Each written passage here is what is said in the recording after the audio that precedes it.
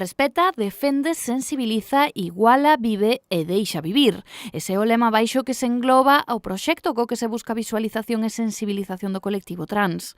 Unha iniciativa da Deputación de Pontevedra en colaboración coa Asociación de Familias de Menores Trans de Galicia que se materializa nunha exposición con fotografías de Noemí Chantada que reflicten a importancia deste asunto.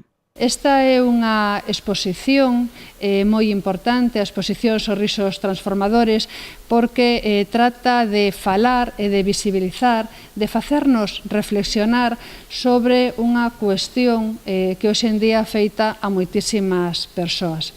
E o que buscamos dende a Deputación de Pontevedra é abrir estas ventanas, abrir as nosas casas e poder sacudir as alfombras para que non quede nas nosas casas, nos nosos fogares, rastro niñún de discriminación e de desigualdade.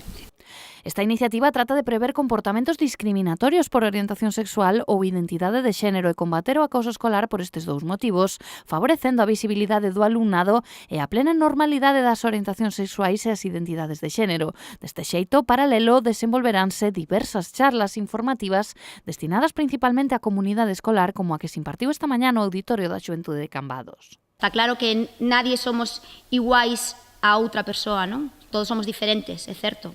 Cada un ten as súas características, pero que temos que ter os mesmos dereitos, as mesmas obligacións, os mesmos dereitos, e sobre todo, que o máis importante de todo é respetarlos os uns aos outros, esas peculiaridades que temos cada un de nós.